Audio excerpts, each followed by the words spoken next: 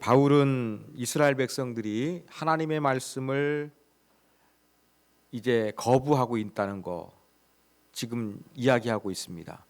예수 그리스도를 통한 구원을 거부하고 있는 것입니다. 그러면 완전히 이스라엘은 하나님께 버림받은 것인가? 그것은 아니라는 것을 우리가 지난 시간에 살펴봤습니다. 이스라엘 중에서 남은 자들이 있는데 이 소수의 남은 자를 통하여서 하나님께서 계속 이제 자기 백성들을 사랑하시고 구원하실 것을 사도 바울이 이야기를 했습니다. 정말 이스라엘의 후손들은 이 복음에 대해서 마음의 문을 열지 않았습니다. 그래서 사도 바울이 이방인의 지역으로 다니면서 복음을 전할 때마다 첫 번째로 방문한 곳이 어디였습니까? 회당이었습니다. 유대인들의 공동체의 중심은 회당이거든요. 그래서 어떤 이방인의 도시를 가든지 간에 먼저 곧바로 이방인에게 전도한 것이 아니라 회당을 방문했습니다. 그런데 그 회당에서 유대인들은 복음을 배척했습니다. 그런데 이와는 대조적으로 유대인들은 복음을 거부하지만 이방인들은 그 복음을 받아들여서 하나님의 자녀가 되는 놀라운 현상이 수차례 반복하게 됐습니다. 그러면 완전히 이스라엘은 이제 끝난 것인가? 이러한 질문을 사도 바울이 11절에서 던집니다. 그러므로 내가 말하노니 그들이 넘어지기까지 실족하였느냐? 그들은 이스라엘 백성들이겠죠. 그럴 수 없다는 것입니다. 자, 여기에서 넘어짐하고 실족 다릅니다. 실족하는 게 무엇입니까? 발을 헛디뎌서 비틀거리는 것입니다. 잘못하면 넘어질 수 있지만 다시 일어날 수가 있는 거예요. 그런데 넘어지는 것은 완전히 꼬꾸라지는 거예요.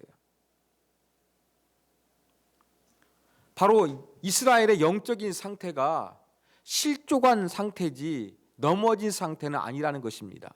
비록 지금 마음의 상태가 완악해서 예수 그리스도를 통한 구원을 거부하고 있지만 완전히 그들이 하나님께 버림받고 멸망당한 절망적인 상태는 아니다라는 것을 사도 바울이 강하게 그럴 수 없느니라 이렇게 표현하고 있습니다. 자, 그런데 이렇게 유대인들이 예수 그리스도를 통한 구원을 거부하다가 보니까 실족하게 되었어요. 이들이 예수를 안 믿으니까 그 자리를 누가 대신하게 되었느냐? 여기에서 한 가지 아이러니가 발생합니다. 바로 이스라엘이 거부한 복음을 이방인들이 복음을 듣게 된 것입니다. 자, 그래서 사도 바울은 12절에서 이렇게 이야기합니다. 그들의 넘어짐이 세상의 풍성함이 되며 그들의 실패가 이방인의 풍성함이 되거든 하물며 그들의 충만함이리요. 자, 이스라엘 백성들이 지금 복음을 거부하고 있는 것이 세상에 충만해진대요. 그들이 실패한 것이 이방인들의 풍성함이 된대요. 하여간 유대인들이 복음을 거부하고 배척한 것이 이방인들에게는 그래도 뭔가 긍정적인 요소 플러스 알파가 되는 요소로 작용했다는 것을 사도 바울이 이야기를 하고 있는 것입니다. 그리고 15절에서는 그들을 버리는 것이 세상의 화목이 되거든. 그들이 복음을 거부하니까 대신 이방인에게 복음을 전하다 보니까 세상이 하나님과 화목하게 됐다는 것을 이야기하고 있습니다. 자, 이렇게 먼저 하나님께서는 하나님의 구원 계획을 위해서 특별한 민족, 특정한 민족 아브라함의 후손을 선택하셨는데 아브라함의 후손이 이 복음을 거부했습니다. 그러니까 하나님께서 완전히 이스라엘을 버리신 것이 아니라 그 자리를 바로 이방인들이 대신하게 했던 것입니다. 그래서 이방인들이 예수를 믿고서 행복하거든요. 자유함을 누리거든요. 다른 종교에서 누리지 못했던 어떠한 값진 진리를 발견하거든요. 자, 이렇게 이방인들이 복음을 받아들여 달라지는 모습을 보면서 유대인들은 어떠한 마음을 갖게 되겠습니까? 이게 바로 14절에 기록되어 있습니다. 자, 같이 읽겠습니다. 이는 혹 내 골육을 아무쪼록 시기하게 하여 그들 중에서 얼마를 구원하려 함이라. 여러분, 밥 안 먹는 아이 키우실 때 어떻게 합니까? 억지로 먹으라면 안 먹잖아요. 그럼 어떻게 합니까? 저희 아버지가 그런 방법을 사용하셨는데 밥을 안 먹는다 그러면 다른 자녀에게 이거 먹으라고 줍니다. 맛있지 막 하시면서 유도하십니다. 그러면 어떤 마음이 듭니까? 맛있는 밥이니까 나도 먹고 싶네. 그런 생각이 들어가는 거예요. 이게 바로 무엇이냐면 일종의 시기심이에요. 여러분, 시기심은 내 안에 없는 것을 내가 갖고 싶은 욕망이 너무나 좀 나쁜 방향으로 좀 충만해지는 것, 이게 바로 시기심입니다. 바로 하나님께서는 이방인들이 예수를 믿게 하셔서 이스라엘 백성들로 하여금 뭔가 불편한 마음, 시기심을 갖도록 그렇게 역사하시고 사용하신다는 것입니다. 여러분, 우리나라에 복음을 잘 전하는 전도왕이 여러 분 있는데 의사 전도왕으로 알려진 이병욱 원장님도 마찬가지입니다. 이분이 바로 예수 그리스도를 믿게 된 계기가 시기심과 관련이 있습니다. 이분이 초등학교 2학년 시절 이제 학급 친구를 통해서 예수님을 알게 된 거예요.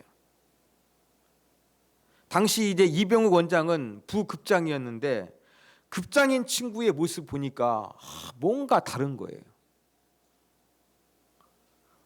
그런데 차이를 보니까 자기 집안은 종교가 불교이고 그 급장의 모습을 보니까 기도인 거예요. 기독교인 거예요. 공부도 잘하니까 급장 시켜줬겠죠.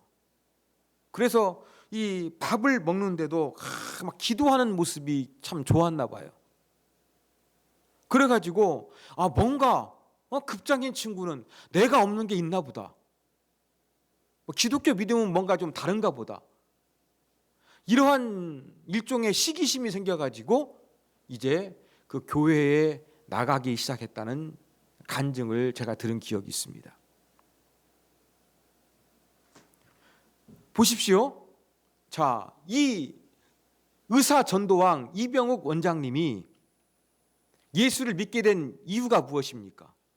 예수 믿으니까 뭔가 다르고 뭔가 특이한 게 있구나. 나도 믿어보고 싶네라는 호기심 내지 시기심이 발동했습니다. 그래서 이분이 예수를 믿게 되었고 의사가 되어가지고 많은 사람들, 전도왕이라는 영광스러운 별칭이었는 수많은 영혼을 구원하는 그러한 일을 감당하는 사람으로 하나님께 쓰임을 받게 됐다는 것입니다. 여러분, 우리가 한 가지 이걸 통해 가지고 좀 기도의 제목을 발견할 수가 있습니다. 여러분, 복음을 효과적으로 증거하는 것이 바로 무엇이냐면 우리가 다른 사람들이 볼 때에 뭔가 다르다는 시기심을 유발하는 그러한 존재가 되는 것입니다. 꼭 물질적인 것일까요? 내가 돈이 많고 학생은 꼭 공부를 잘해야 되는 것일까요? 꼭 그것만은 아닌 것 같습니다. 성공과 물질이 전부가 아니라 이 삶을 살아가는 태도를 볼 때 저 사람은 뭔가 예수를 믿으니까 뭔가 다른 게 있구나. 다른 종교를 믿는 사람들과 종교가 없는 사람들과는 분명하게 차이가 되는 뭔가 다른 느낌, 뭔가가 있구나. 여러분, 이러한 것들을 심어주는 것이 전도에 정말로 효과적인 것 같습니다. 그래서 호기심을 불러일으키고 때로는 그것이 정말로 시기심을 불러일으켜서 나도 예수 좀 믿어보고 싶다. 이러한 느낌을 갖게 하는 것이 정말로 중요한 것 같습니다. 사랑하는 여러분, 이것을 위해 기도하십시오. 하나님, 내 삶을 통해서 내 성품을 통해서 안 믿는 자들이 호기심과 시기심을 가질 수 있는 그러한 하나님의 자녀가 되게 해 주십시오. 여러분, 이것을 위해 한번 기도해 보시지 않겠습니까? 여러분, 아멘이십니까? 아멘 아니십니까? 예, 아멘 하셨으면 좋겠습니다. 정말로 예수 믿으니까 뭔가 다른 모습 보여줬으면 좋겠어요. 저는 오늘 말씀을 증거하면서 이 부분이 가장 와닿습니다. 여러분, 제가 우리 교회당 한번 이전하려고 했을 때 만났던 분 이야기했죠. 묻지도 않았는데 본인이 그리스도인이라고 이야기를 합니다. 나름대로 진리를 추구하는 것처럼 그렇게 저하고 막 한참 이야기하고 밥도 사면서 이야기를 했습니다. 그런데 돈 앞에는 정말 냉정해집니다. 제가 온라인에서 또 다른 사람을 또 만났습니다. 이분은 신앙이 좋은 것 같더라고요. 그분이 남기신 글의 흔적들을 보면서 신앙이 좋다는 것을 제가 알았어요. 그런데 이분도 조금 더 가까이, 온라인이 제한적입니다만 온라인이라 가까이 지내다 보니까 돈 앞에는 똑같은 거예요.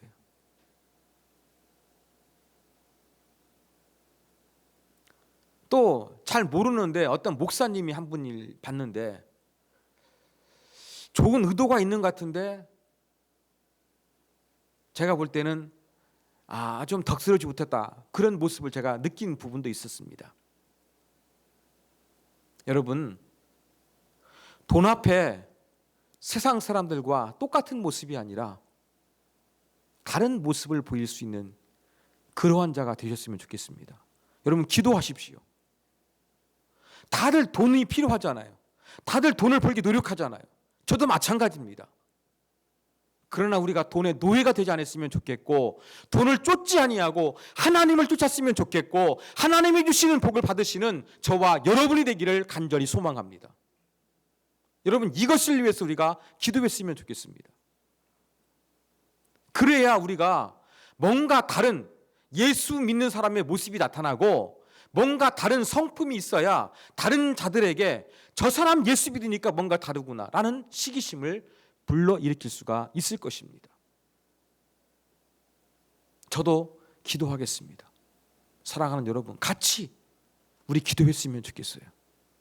내가 하나님을 믿으니까 세상 사람과 똑같은 모습이 아니라 돈에 대한 것도 욕심도 부리지만 나름대로 착하지만 하나님이 주시는 복을 경험할 수 있는 진정한 하나님의 사람, 뭔가 다르구나 그 느낌을 팍팍 풍길 수 있는 사람 되게 하여 주시옵소서.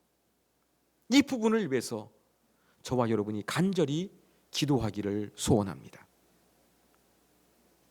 자, 이렇게 유대인들이 예수님을 거부하니까 이방인들이 예수를 믿게 되는 유익을 얻게 된 거예요. 원래 하나님의 계획이 유대인만 구원하시겠습니까? 이방인의 구원도 있겠지요. 근데 유대인들이 거부하니까 아마 이방인들의 구원이 조금 더 빨라지게 되지 않았나, 저는 그렇게 한번 생각을 해봅니다.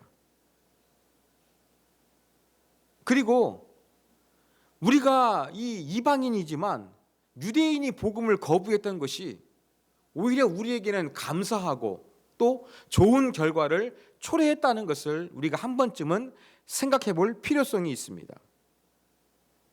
여러분, 성경을 연구하는 학자들은요, 유대인들이 복음을 거부하지 아니했으면 기독교는 이스라엘 사람들의 종교에 불과했을 것이다 라고 이야기를 합니다.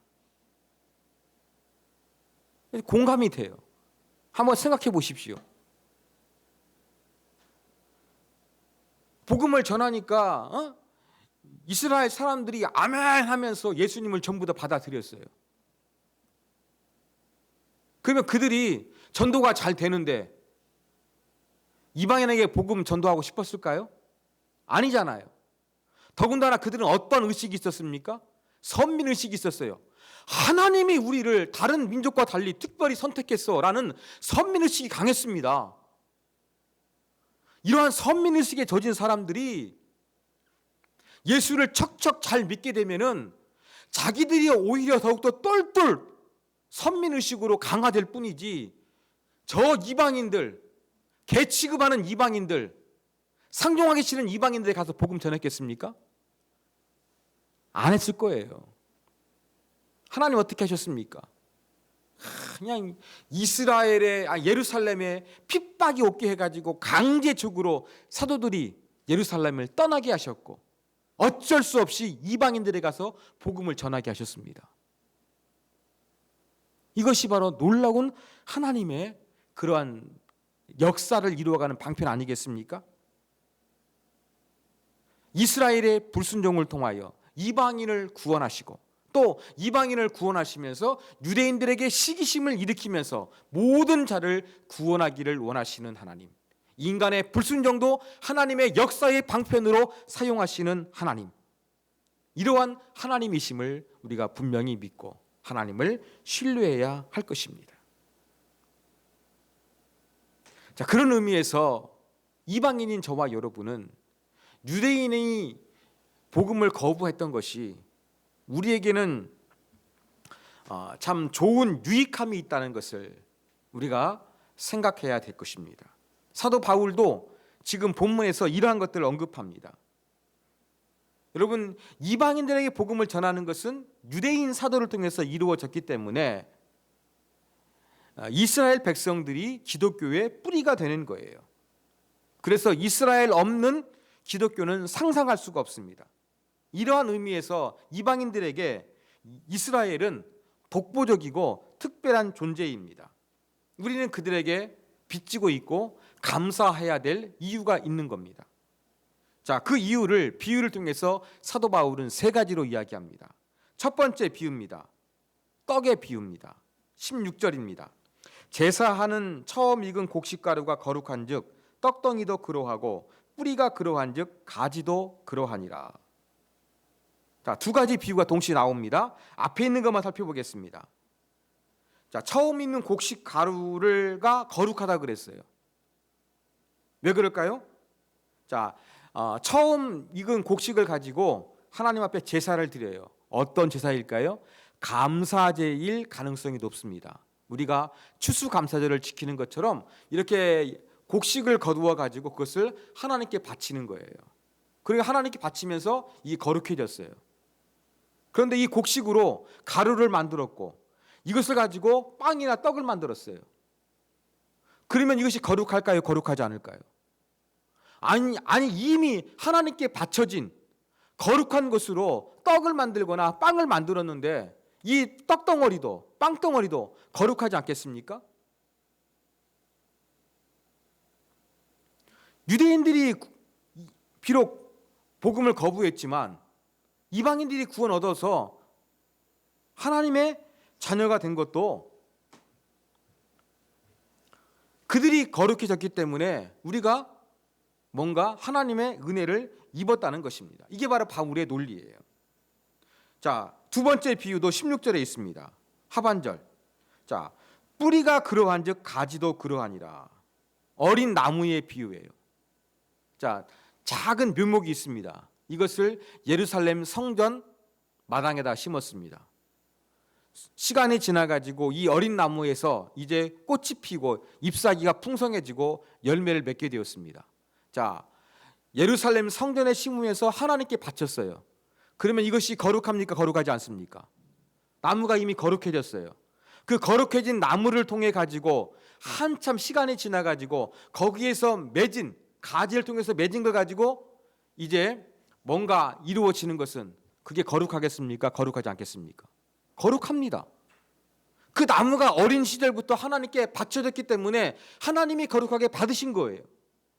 거기에서 맺어진 그 가지에서 맺어진 열매는 당연히 거룩할 수밖에 없는 것입니다. 바로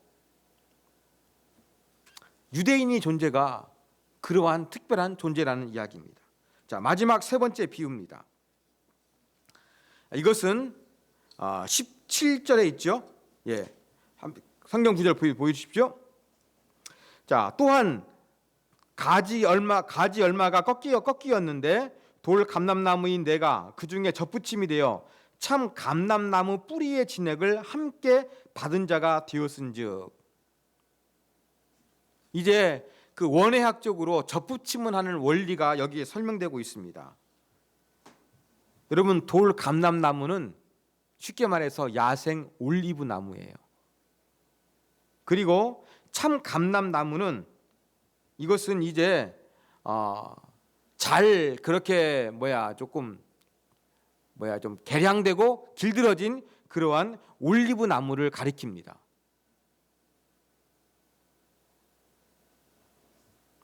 그런데 이방인을 지금 어떠한 나무에 비유합니까? 돌 감람나무, 즉 야생 올리브 나무에 비유하고 있습니다. 그러면 이스라엘은 뭐에 비유됩니까? 참 감람나무, 좋은 감람나무에 비유가 되고 있습니다. 여러분, 원예학적으로 볼 때에는요, 안 좋은 나무가 있는데 좋은 열매를 맺기 위해서 어떻게 되겠습니까?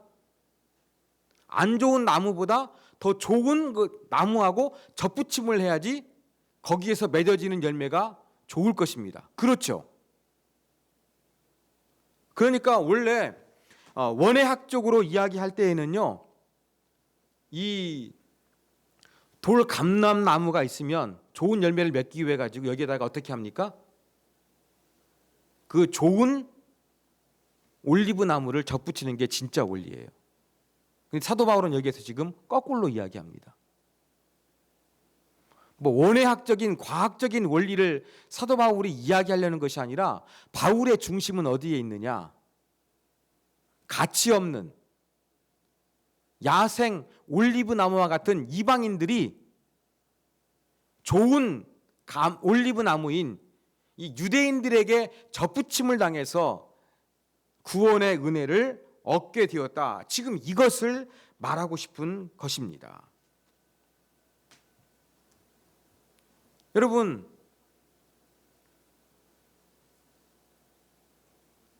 첫 번째 드려진 것이 거룩해지면 그것으로 만든 것도 거룩해요. 어린 묘목을 하나님께 거룩하게 바쳤으면 그 열매도 거룩해요. 좋은 올리브 나무에 우리가 접붙임을 받으니까 또 우리는 좋아질 거예요.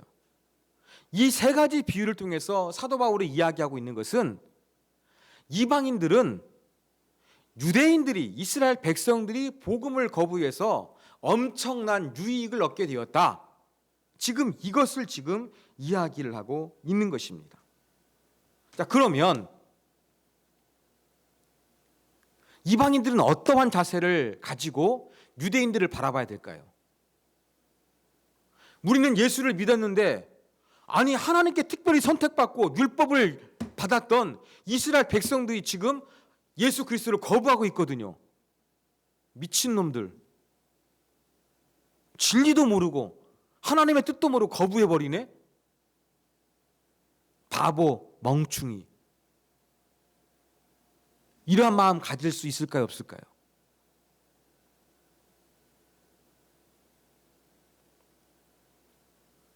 아니면 지금 사도 바울이 설명했던 것처럼, 아이고 감사하다, 이스라엘 사람들이 예수 안 믿어가지고 내가 그 자리에 대신 들어가서 하나님의 자녀가 되었네, 감사하다, 이스라엘 사람들이 감사하는 마음 갖게 됐을까요?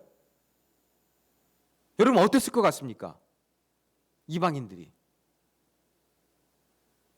지금 사도 바울이 이러한 부분을 지금 언급하고 있다는 것은요, 로마에 있는 교회가 뭔가 갈등이 있다는 것을 전제하고 있는 거예요. 자, 로마에 있는 교회니까 디아스포라 유대인들, 즉 흩어진 유대인들도 예수 믿는 사람이 있겠죠, 교회 안에. 그리고 이방인들 중에서 이제 전도가 되어져 가지고 믿는 사람도 많겠죠. 제가 말씀드린 것처럼 로마 황제였던 정책 때문에 이 로마 교회가 유대인들이 세워졌는데 유대인들이 핍박받아 가지고 로마를 떠나게 되었어요. 다시 돌아와 보니까 그 교회를 누가 잘 지키고 있었습니까? 이방인 그리스도인 잘 지키고 있던 거예요. 자, 이렇던 이방인 이방인 그리스도인들이 볼 때 유대인들이 눈에 좋아 보였겠습니까? 조금 부정적으로 보였겠습니까? 부정적으로 보일 가능성이 큽니다. 교만한 마음, 유대인들의 실패를 보면서 나는 예수 잘 믿고 있다, 이러한 교만한 마음이 들었나 봅니다. 그러면서 이 교회당 안에서, 로마 교회 안에서 이방인 그리스도인들과 유대인 그리스도인들 가운데 보이지 않는 갈등이 존재하고 있었던 것입니다. 이 구원에 대한 자세를 볼 때 이방인 그리스도인들이 유대인들에 대해서 조금 멸시하고 깔보는 마음이 있었고, 자기들은 예수를 잘 믿고 있는 것처럼 교만한 마음이 그들 마음 안에 자리 잡고 있었던 것입니다. 이러한 갈등이 있었기 때문에 사도 바울이 지금 이러한 편지를 쓰고 이것을 언급하겠죠. 아무런 문제가 없으면 이것을 언급하겠습니까? 문제가 없으면 언급 안 하겠지요. 문제가 있으니까, 심각하니까 이것을 지금 언급하고 있는 것입니다. 자, 그러면서 사도 바울이 어떻게 이야기합니까? 21절. 하나님이 원 가제들도 아끼지 아니하셨은즉 너도 아끼지 아니하시리라. 하나님께서 이스라엘 백성들 이제 그냥 버리셨던 것처럼 이방인 너희들도 신앙생활 똑바로 하지 아니하면 하나님께 버림받을 가능성이 있다는 것입니다. 22절 보십시오. 너희가 만일 하나님의 인자하심에 머물며 있으면 그 인자가 너희에게 있으리라. 그렇지 않으면 너도 찍힌 바 되리라. 교만하지 말라. 너도 하나님 안에서, 말씀 안에 잘 머물러 있지 않으면 하나님께 찍혀서 아웃될 수 있다. 조심하라. 이렇게 지금 경고를 하고 있다는 것입니다. 지금 이방인 그리스도인들이 볼 때 자기들이 교만하고 우쭐우쭐할 상태가 아니에요. 내가 예수 잘 믿고 있다고 그렇게 자부심을 가질 때가 아니라는 것입니다. 유대인들의 실패를 보면서 나도 잘못하면 하나님께 버림받을 수 있다는 경각심을 가지고 주의하고 깨어 있어라. 이것이 바로 지금 사도 바울의 핵심 메시지인 것입니다. 왜 또 이방인 그리스도인들이 경각심을 가져야 될까요? 하나님이 이스라엘 백성들을 또다시 구원하실 가능성도 열려있기 때문입니다. 설교 시작에 말씀드렸지요. 이스라엘이 완전히 넘어진 것이 아니라 실족한 것이라고요. 하나님 남은 자를 통해서 그들을 구원하실 것이거든요. 자, 이스라엘이 예수를 배척하니까 이방인에게 구원했어요. 이게 하나님의 놀라고 하나님의 사랑이에요. 마찬가지로 하나님께서 먼저 선택하신 이스라엘 사람들 얼마든지 돌아오게 하시고, 또 그러한 사랑의 마음으로 그들을 기다리시고, 또 때로는 강력하게 역사하실 것입니다. 자, 이런 것들을 바라보면서 이방인 그리스도인들이요, 당신들이 교만한 마음을 가져서는 안 된다, 이것을 지금 말하고 있는 것입니다. 사랑하는 여러분, 여러분들은 구원에 대하는 자세가 어떠합니까? 내가 받은 구원, 어떠한 마음을 가지고 있습니까? 우리는 두 가지 마음을 가져야 할 것입니다. 유대인들의 실패를 통하여 우리가 그 자리를 대신하게 된 하나님의 놀라운 사랑을 입었기 때문에 하나님께 감사의 마음을 가져야 하는 것이 첫 번째입니다. 두 번째는 이스라엘이 실패하여 하나님께 버림받은 것처럼 나도 저렇게 될까 봐 두려워하는 경각심을 가지라는 것이 사도 바울이 우리에게 주고 있는 두 번째 메시지입니다. 우리는 구원에 대해서 이 유대인이 예수 그리스도를 거부한 것에 대해서 그들로 인해서 내가 예수 믿게 되었으니까 감사하는 마음을 가져야 할 것입니다. 그렇다고 해서 그들을 멸시하거나 우쭐해서는 안 될 것입니다. 교만해서는 안 될 것입니다. 나도 하나님 안에 잘 머물 수 있도록 말씀 안에서 깨어서 신앙생활하는 것이 정말로 중요하다는 것을 오늘 말씀을 통해서 배우게 됩니다. 그러면서 사랑하는 여러분, 우리가 말씀 안에 잘 머무는 것은 바로 무엇입니까? 내가 다른 사람에게 호기심과 시기심을 불러일으키는 사람이 되는 것입니다. 저 사람 예수 믿는데 뭔가 있는 것 같아. 꼭 부자가 아니지만 뭔가 달라. 하나님이 도와주신 것 같아. 누가 지켜주는 것 같아. 이러한 호기심과 또 시기심을 유발할 수 있는 멋진 그리스도인으로 깨어있는 저와 여러분이 되었으면 좋겠습니다. 이러한 아름다운 그리스도인이 될 수 있도록 하나님, 나를 통해서 많은 사람들이 주님에 대해서 호기심을 가지고 시기심을 가지고 돌아올 수 있는 축복의 도구로, 축복의 통로로 나를 사용하여 주시옵소서. 이렇게 기도하실 수 있는 저와 여러분이 되기를 주님의 이름으로 부탁드립니다.